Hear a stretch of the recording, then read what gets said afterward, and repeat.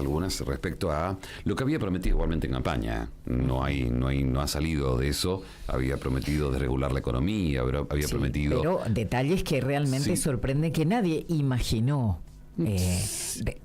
Cumplió lo que había dicho. Sí, pero estos proyectos que se están conociendo, sí, hay muchos que sorprenden. Hay algunos que obviamente sorprenden. En general había dicho, vamos a regular libertad, pero hay algunos que no son de necesidad de urgencia. No. Por ahí el acomodo, el redondeamiento de los ministerios, eso sí es lo que te decía que había prometido y se está cumpliendo en el sentido de que lo había dicho en campaña. Y entre ellos, bueno, estuvo el Ministerio de la Mujer.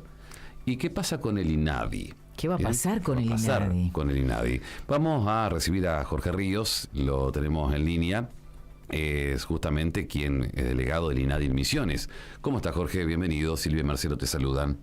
Hola, buen día, Marcelo, buen día, Silvia, todo el equipo, y un saludo para la audiencia. Bien. Primero te pregunto sobre esta posibilidad de la eliminación del INADI.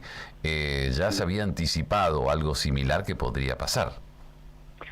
Sí, es un poco, hay que reflexionar respecto de, lo que es la campaña y lo que es ya el ejercicio del gobierno, ¿no? Muchas veces en la campaña sabemos que se dicen cosas y que de alguna manera tácitamente está habilitado, ¿no? Las propuestas y demás, y después el gobierno no necesariamente refleja después esas propuestas de campaña. En primer lugar, me parece clave lo que decís, Marcelo, de que es una propuesta, de que es una posibilidad. Me gustaría dejar bien en claro que el INADI no se eliminó. No, por eso aclaramos. También hay, aclaramos. Simplemente para, si alguien en la audiencia quizás pensaba que ya esto es un hecho consumado, no es así. No. Seguimos trabajando como INADI en todo el país, en todas las delegaciones, de manera totalmente normal, ¿no? Desde el punto de vista del trabajo que hacemos. Por supuesto que anímicamente esto genera mucha incertidumbre, mucha angustia, ¿no?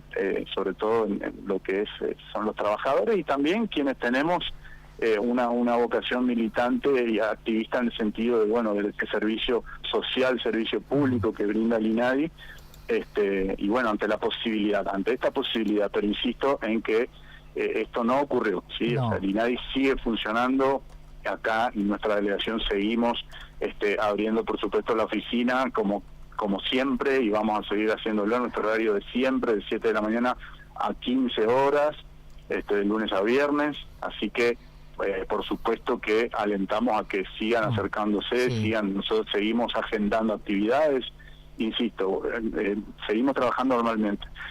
Y respecto de esto, por supuesto que es preocupante, e insisto, en este doble sentido, ¿no? Para todas las personas que trabajamos en el INADI, pero sobre todo también para quién se va a hacer cargo de la tarea del INADI. Sería la pregunta eventualmente si los legisladores en el Congreso permiten que eventualmente se elimine el INADI. ¿Cuál es el impacto para que la gente entienda la función que realiza el INADI en la Argentina? ¿Cuál es el trabajo específico? Bien, el INADI por ahí se lo conoce más por esta cuestión de las denuncias, ¿no? Saber que uno tiene la opción de que si sufre discriminación, en lugar de ir directamente al Poder Judicial, y esto entre paréntesis también aprovecho para aclararlo, por supuesto que el INADI es un organismo administrativo porque depende del Poder Ejecutivo, no es el Poder Judicial, que a veces también hay confusión en la ciudadanía respecto de eso. Hay una expectativa de que el INADI sancione, por ejemplo, y esto no funciona así, porque no tiene poder de policía, no tiene poder para sancionar. Lo que sí tiene el INADI es una trayectoria de casi 30 años, ¿no? Especializándose en un tipo muy específico del fenómeno que es la discriminación, que es complejo, que tiene raíces profundas, que es amplio, que opera en múltiples niveles, ¿no? Y que también puede ser vista la discriminación como un punto en una escala de violencia, ¿no? Y que además lo tienden a sufrir algunas personas que pertenecen a ciertos colectivos que históricamente vienen siendo maltratadas, por decirlo de una manera, ¿no? Entonces justamente ese es el valor del INADI, poder en primer lugar, si se quiere, evitar que se congestione el poder judicial con denuncias, ¿no? Por discriminación. ¿Por qué? Porque el INADI tiene varias herramientas, además del conocimiento, de la experiencia, tiene varias herramientas que pone a disposición de la sociedad, de la ciudadanía.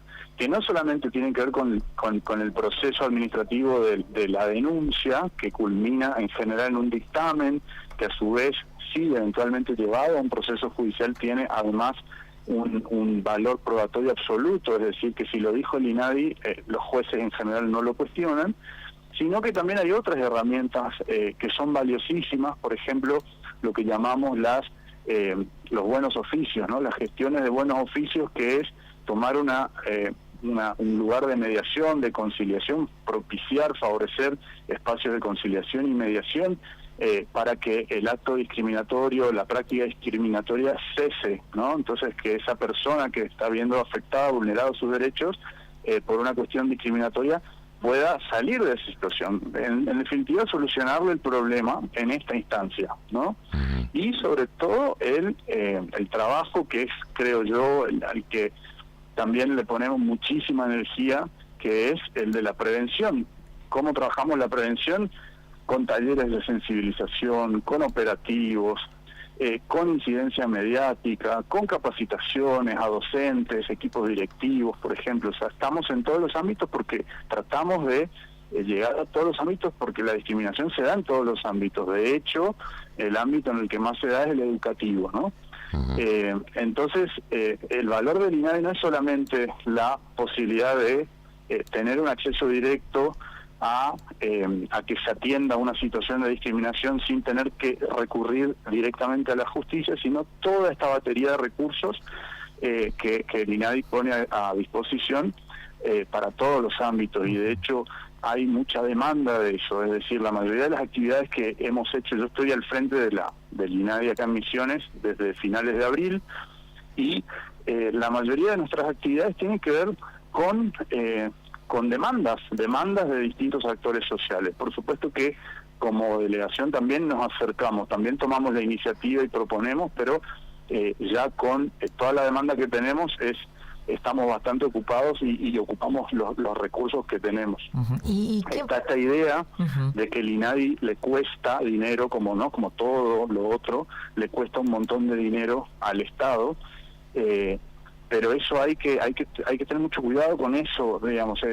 Según unos cálculos que hacían compañeros, ¿no?, que se están movilizando al respecto, decían, el INADI representa el 0,1% del empleo público nacional. Y ahí uno podría decir, bueno, o sea, cuesta poco, pero vale mucho si uno pone de relieve todo lo que hace el INADI, ¿no? En este periodo, para dar una idea, ¿no?, en este periodo, desde finales de abril hasta ahora, hasta diciembre, recibimos más de 130 consultas, podríamos decir, en promedio, prácticamente una consulta por día que abre la oficina, y el 70% de esas consultas requirieron de asesoramiento jurídico. Estos son datos que yo llegué acá y lo primero que implementé un sistema para registrar al detalle todas las consultas.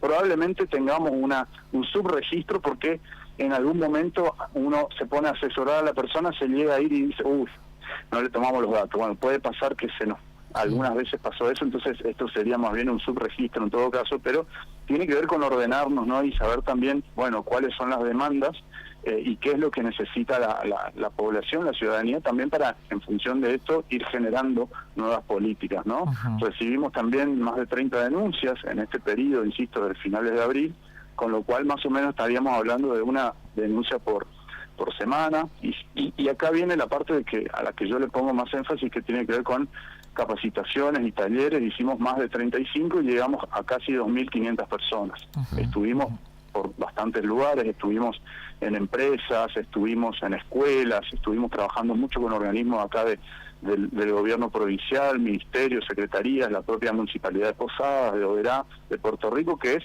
hasta donde pudimos llegar en este tiempo con los recursos disponibles. También me parece